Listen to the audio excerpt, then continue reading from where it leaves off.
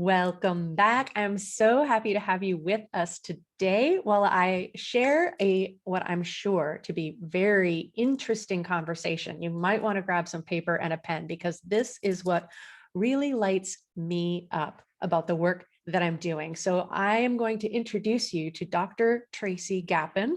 He's a board certified urologist, world-renowned men's health and performance expert, best-selling author of Men 2.0. I believe we'll make sure to get the details on that book before we wrap up, and professional speaker. He has over 20 years of experience focused on providing Fortune 500 executives, entrepreneurs, and athletes a personalized path to optimizing their health and performance.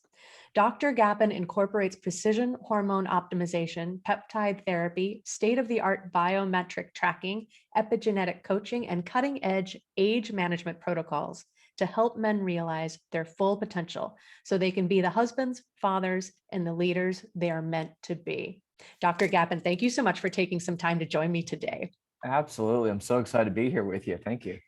So I was intrigued and excited by the work that you're doing when we first met, because the more that I find people who are in this traditional medical space and recognizing that they need more tools in their toolkit, I think this is a really exciting intersection between standard medicine, if you will, and what's possible. And you're really on the cutting edge of technology. And this has been, I think, true through the course of your career. So can you tell us a little bit about where you've been through your experience as a physician and as a surgeon, Sure. and what's brought you to this new focus? Yeah, absolutely. I have always considered myself to be somewhat of a pioneer where I'm always looking for the latest and greatest cutting edge tools and ways that we can really improve our service and provide better care, as well as really transform men's lives. So I appreciate those comments. So yeah, my career has over the last 25 years or so of urology has gone through robotics, where back in 2006, when we first got the Da Vinci robot here in Sarasota, Florida, I was one of the first docs to start utilizing that. Then we got MRI guided targeted fusion biopsy technology, which was a way to improve prostate cancer detection. And so I was on board with that when it first kind of started getting used. Now it's become standard of care. Back then, it really was not known or understood very well. I did HIFU, which is a targeted non-invasive prostate cancer treatment as well. That is, since I started doing it, it's now become FDA approved and now covered by insurance and really become an accepted treatment modality for prostate cancer. And so I've always prided myself on looking for the latest and greatest cutting edge ways that we can optimize men's health. And so I am somewhat of an outlier, though, in traditional medicine, in that, like you mentioned in my intro, that I am really transforming my career as well as the lives of the men who I take care of. My story, I guess you can say, started about 5-6 years ago or so, when I was struggling with my own health issues, where I was very stressed out from my career. I was on call all the time, in the hospital at night, not sleeping, eating like crap. I was not exercising. I felt awful. And I just went through life day after day, assuming that that's kind of the price you pay to be a physician. And so my wife finally implored me to go to get a physical exam for the first time really in my life. At that point, I had never been to a doctor, because doctors are terrible patients. And so I went for my first physical, and it was fairly overwhelming when I came face to face with my own mortality. My cholesterol numbers were sky high. My kidney function numbers were down. I had serious markers of inflammation, and I was 25 pounds overweight at the time. And my doctor made me very much aware of my own mortality and how things really needed to change. But the key moment really of my career, I'll tell you, was when he turned to, what do I do? And he had no answers for me. He really had nothing to do other than, eat more vegetables, you need to exercise more, and maybe we'll put you on a statin. And that was it. That was really all he had for me in terms of, optimizing my health, in terms of longevity, in terms of, being truly, quote, healthy. Because I was not overtly sick, I realized that he really had nothing for me. And that made me realize upon introspection that I didn't have answers either. And I had to humbly realize and acknowledge the fact that I was doing the same thing he was doing with my patients, where they would come in and I give them testosterone, or I treat their prostate cancer, or I treat their kidney stone, or whatever they may need to get them from a diseased state to neutral, but nothing to optimize beyond that, nothing to take someone to the next level. And so that got me super focused, not just for myself and my own health, but for my patients and the men who entrust me with their care. And so that's when I started learning about epigenetics and how the environment and our lifestyle and our behaviors can affect genetic expression, which for the layperson, that means how your body works, how your physiology acts, and how your body behaves can all be directly affected by your lifestyle. I learned about using genetic information to really personalize health. And so, we can now look at someone's genetics like I did with myself and know what I should eat and what I shouldn't eat. And what kind of micronutrients do I need additional support for? Or how do I improve my detox function? Blind spots that I would otherwise have no idea about. I learned about hormone optimization and how up until then, I thought it was all testosterone. And most men's health experts, that's all it is just here's testosterone. And I realized that men's health incorporates so much more than that, like thyroid and cortisol and insulin and DHEA and melatonin and vitamin D. And I can go on and on with all these other hormones that no one's paying attention to in men. I learned about peptide therapy and how we can use these cutting edge new tools to really enhance our physiology and go beyond just the typical traditional Western medicine treatment modalities that we have. And I put all these pieces together, and I learned some functional medicine mixed in there as well, which will make you happy. And I've transformed my career. I transformed my own health, and I've transformed the men who I work with now. And I have honestly really found my passion. That as a traditional, urologist, as a Western medical doctor, after a while you get beaten into submission and you forget why you started it all. And so I found my love for medicine all over again. I love that. And there's so much in what you just said. I can't wait to come back around and unpack. But I've shared before on the show, so for our audience, it might not be news, but my mom was a nurse, labor and delivery nurse for 40 years. She worked the night shift. So I believe that's a big reason why I focus on stress, because I kind of had a front row in how, seeing how that can impact over a long period of time.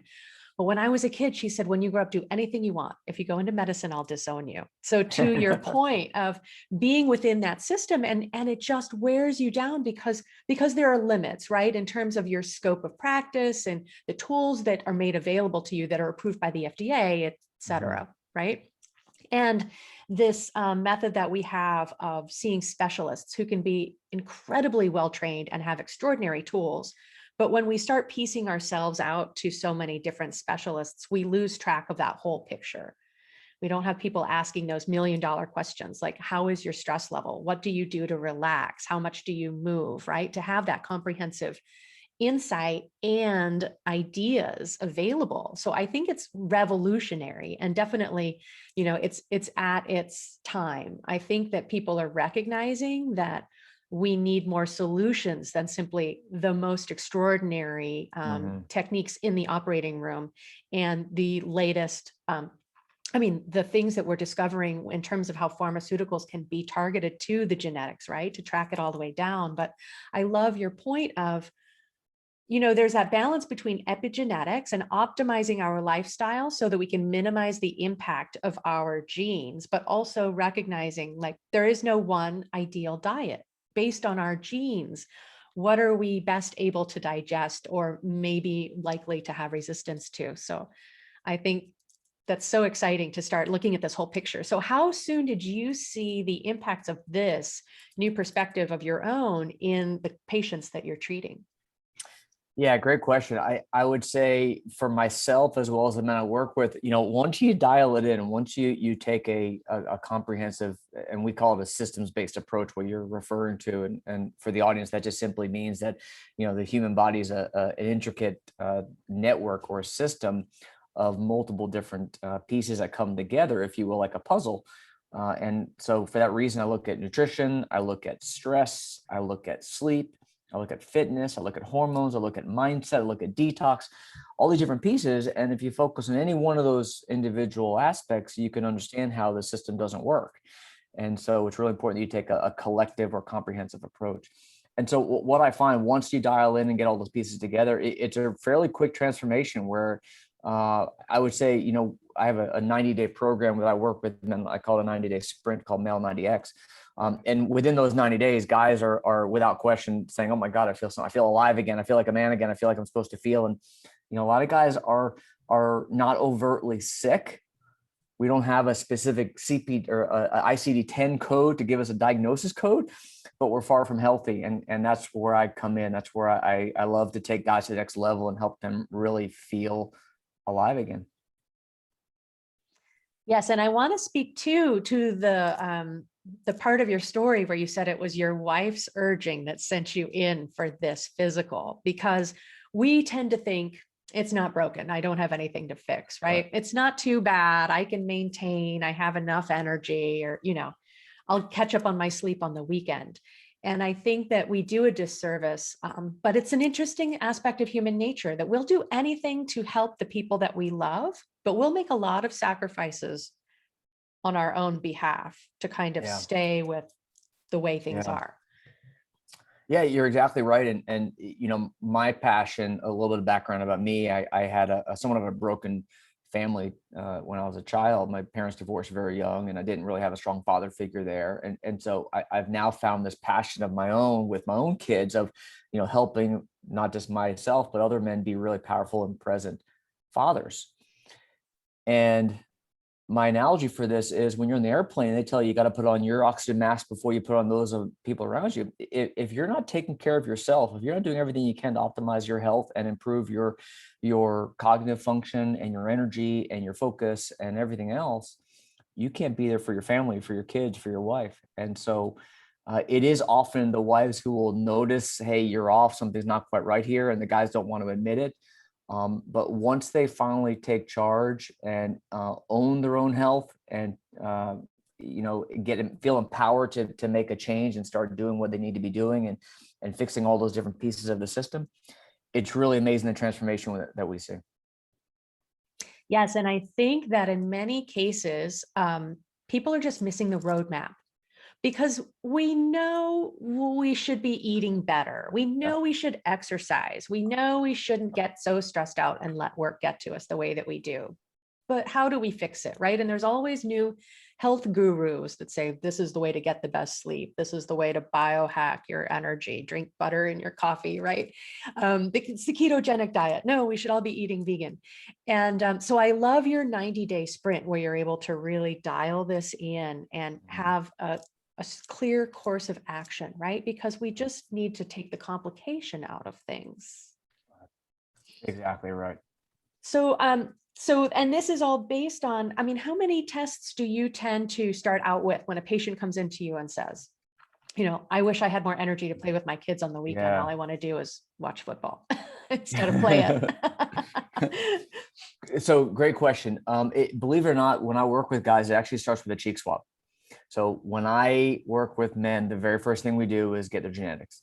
And I do that first simply because it takes forever to get that back. It takes, when I send it to the lab, it's probably about three weeks to get the genetic data back to be able to actually use it and leverage that information.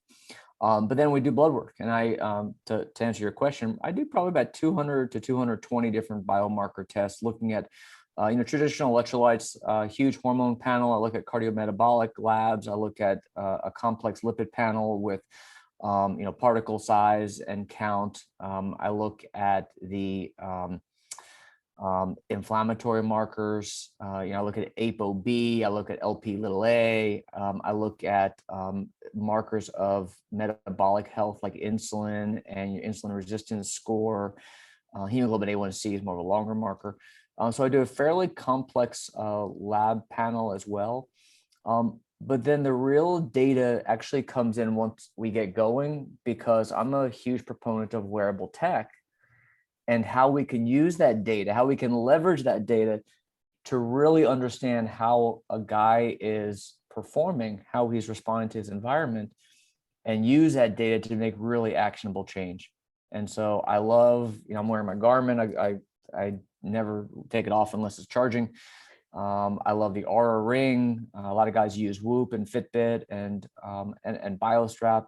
And I'm not necessarily allegiant to any one particular device, but I would tell every guy out there that you need to be tracking your data, because once you do, you bring up a great point. Guys know what they know what they're supposed to do for the most part. You need some guidance. You need to give specific advice on what they should be eating, but they know the things they should not be eating a lot of times, and they know that they should be going to bed at a consistent time every night. And but when you can see the data, when you see the objective numbers and how it's affecting your stress levels, I know you're big into stress. I know you're all about, helping with stress resilience. When you look at heart rate variability, which is a data point surrogate for stress, I know you know this, your audience knows this. That's when you can really see how profoundly that alcohol is affecting you, or that lack of sleep, or that shitty diet's affecting you. And I think that that's a really powerful way to get guys to wake up and make the real change that they need to. Yes. And I'm so glad that you brought that up. I was going to make sure we dig into this heart rate variability. And so I haven't had anyone speak to that specifically yet. So that is really, it's extraordinary, this ability to measure our resilience, to come back to a resting state. And so I haven't gotten an Aura ring yet, but I think that's the place that I would start. But I think it's so empowering to, just as you say, really see, the evidence, the impact, and how it all comes together. So how did you start to recognize the impact or see yourself affected as your heart rate variability changed as you started to recover? Yeah, I simply started using it myself. Everything that I recommend for guys, I've tried at one point or another. Almost every wearable device I've tested. It's powerful when you can see changes in your stress level. So to back up for those of the listeners who may not be familiar, HRV, or heart rate variability, is simply a data point that tells you the variation in your heartbeat from one beat to the next. So when you check your pulse, it may, the machine may register it as 60 or 70, but it's not truly 70, because each beat is actually changing. And so it may be 70.02 or 69.98 or 70.01. Each beat, there's a variation in that number, but the machine will average it out till, let's say, 70. But that variation is actually critically important, because, as you know, that number, that variation, if you will, is a direct reflection of the balance of your sympathetic and parasympathetic nervous systems. Sympathetic, your fight or flight, is your stressful reaction nervous system, and parasympathetic is your relaxed state, is your rest and digest, they call it, phase. And there's this yin and yang balance between the two, and we want to really emphasize, for stress resilience, to emphasize deep breathing and nasal breathing and yoga and meditation and mindfulness practices to help us improve our parasympathetic tone, so that we could become parasympathetic dominant over sympathetic tone. And that heart rate variability, that number, is actually a reflection, an actual objective, quantifiable reflection, if you will, of that balance. And so it's a perfect way that we can, by looking at our device, our data on our phone that our devices communicate with, to see our heart rate variability, which is a direct reflection of our stress levels. Yeah, knowledge is power. It's just so enlightening to see where that is and to start connecting the dots. That's right. And so I've heard people complain that sometimes wearable tech might be stress inducing, right? That by really cueing in on all of these indicators, maybe we're stressing ourselves out. What's your take on that? I don't find that to be the case. I feel that, as you said, data is empowering, and I don't ever want to get into a situation where a guy's obsessed about looking at every hour, and that's not really the point. The point is, heart rate variability is actually technically best measured when you first wake up. You should test it for about a full minute or so when you first wake up. The devices are great at measuring it throughout the day, which is a potentially distracting data point, because as you're up and active and moving around or exercising or sleeping, your HRV, your stress numbers, are constantly changing. And so the way to really use that information is to pick a certain time of day when you're in the same state every day to check it. And so the best time to do that is actually right when you first wake up is the best time to test your HRV and then compare it from one day to the next. So I don't want guys looking at their data every 10 minutes and seeing what their stress levels are and trying to make something of it. It's really looking at it from one day to the next, more of a broader strokes picture into how their lifestyle is affecting it. And I do the same for sleep as well. You know, I want guys to look at their data from one night of sleep, but it's really looking at it a week at a time and looking for changes and seeing how there's variation and using that data to understand things. Yes, exactly. That was the next thing I was thinking about, is how we can really kind of go down the rabbit hole and sleep. Oh no, I wasn't getting as much or not the right amount of REM Right. sleep. And it says I should be doing this or that. And Right. I loved your point that, you know, it's really about getting kind of the bird's eye view. What is the trend? What's the overall situation? I mean, there could be a dog barking down the block and your sleep's a little interrupted one night. Don't let it Right. make you lose sleep the next one, you know? That's right. Keep it all relative. But I think that's really helpful. Thanks. Yeah, absolutely. You know, I'll give you a great example. Last night, actually, my wife and I were reading in bed for about maybe an hour or so before we went to sleep. And her Garmin device actually registered her as sleeping during that time. It registered it as light sleep because I guess she was so relaxed that it thought, because she was laying supine, laying down in bed reading, that it was part of her sleep. And so if you looked at that, you say, oh, I slept more last night, and you get all, you know, you think that's great. But if you look at the big picture and again, compare one day to the next and understand the data, being able to interpret it and you know, adjust for variations like that, that's when you can really start to understand things. So, you know, with sleep, we look at deep sleep quantity, which gives us, you know, more of a qualitative perspective to look at not just how long you slept, but how much deep sleep and REM sleep did you get, and make sure that you're getting good restful quality sleep as well. And so looking at it, you know, more than just a millisecond at a time, but looking at it more of a, you know, over the last week, what does it look like, and is there variation? How can I improve that? That's when it's really powerful. Absolutely. Awesome. And I'd love to learn more about the book that you have written. What's it called? Thank you so much. Yeah, my book is called Male 2.0, Cracking the Code to Limitless Health and Vitality. And the book for me was really a passion that was years in the making, as I had this concept of we need to empower men to take control of their health, to be proactive, to, you know, there's something called P4 medicine, which not a lot of people know about, but it's this movement that started maybe 10 years ago or so, and it really hasn't grabbed hold of people like it should. But P4 is personalized, it's participatory, it's proactive, and it's preventive. And it's the framework for Male 2.0, where I want guys to take charge of their health. I want them to use data like their genetics and wearable tech data and laboratory data to individualize their care and not just be guessing. And, you know, the guy on the latest podcast said I should be doing keto, so I'll do keto, kind of thing. But really individualize it. And empower them to take control and not just wait until you have ED to go see a doctor, and to you know, take more of a proactive approach.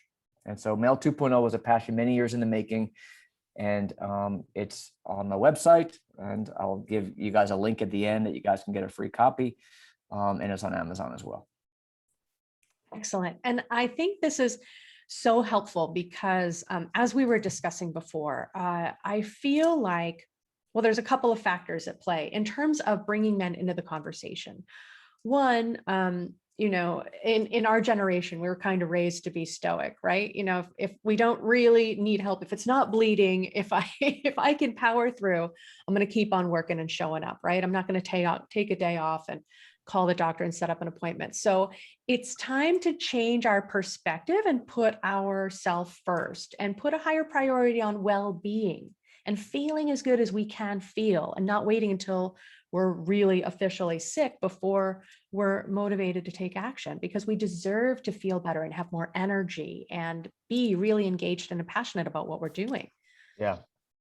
Yeah, you're exactly right. You know, I find that men will come into a doctor's office for two reasons. One is for ED, because for most men it's all about sex, and when that goes south, suddenly it's a major catastrophe I need to get in today. Or two, they're bleeding out. And those are really the two reasons men go see a doctor. And so my goal, my mission is to change that and to change the paradigm of men's health and get guys to take control and do something to go beyond neutral and to, upgrade their health and really upgrade their life. Yes, absolutely. And the other aspect that I find really fascinating too, as I've come into this space and met other coaches, I'm amazed at how many people say, I work with women. I work with women over 40, XYZ, who are changing their career, who are, resolving midlife issues, hot flashes, whatever, is that pain point that they can resonate with their clients on. And I have, from the very beginning, been passionate about bringing men into this conversation because I don't think that they're not paying attention. I think it just hasn't served them or hasn't felt relevant. And I feel like in general, people think women are an easier market or they're more tuned in. However, I believe we're doing men a disservice by not making this approachable and relevant to them. So I'm so excited that this is really, continuing to be your point of focus. I mean, it has been throughout your career. And so your practice has always consisted of men with the focus of your specialty in urology and the cancer surgeries that you do. And I think that its time has definitely come. I think that men are taking more power. I mean, we're choosing the way that we want to age. We're not sitting back and saying we want to age the way we watched our parents do, with less activity, with less vitality, with less enthusiasm and happiness, right? And so we're really redefining that right now, which I find so exciting. Absolutely. Is there, what else would you like to share with our guests? You're going to give us information on how we can get in touch with you and get a hold of the book, and I'll have those links in the show notes. Are there any kind of key tips or takeaways that you might share with someone who's just kind of opening up this idea, like maybe I need to put a little more attention to feeling better? Yeah. So, a couple points. Number one, I would emphasize that for men who are looking to lose weight, who are looking to improve their energy, who are looking for performance in the bedroom or beyond, you really got to go beyond testosterone. And I use that phrase because there are so many docs out there who are doing nothing but just pushing testosterone therapy. And I think it's important. I like to always qualify. Don't get me wrong. It's certainly needed. But there's so much more to men's health than that. And if we're not looking at the bigger picture, you're wasting your time. And so I'd really emphasize that guys need to take a comprehensive approach. The other thing I would emphasize is peptide therapy. Peptides are, they're just simply amazing. I love peptides. Peptides are nothing more than short chains of amino acids. Basically anything under 100 amino acids in length is a peptide. Anything longer than 100 amino acids is simply a protein. So they're short proteins, and these are signaling molecules that our body already recognizes. These are signals because they come from our own human enzymes and proteins that are already functioning in our body, but they're able to be synthesized for very specific, precise outcomes. So I love peptides for reducing inflammation, for example. A big source of the problem I see in men's health is chronic inflammation. So they're great peptides for reducing inflammation or helping with musculoskeletal healing and repair and recovery. Other peptides for immune function, which have been very beneficial in the last year, and I'll leave it at that without getting in trouble. There are peptides for sexual health, for libido and erectile function.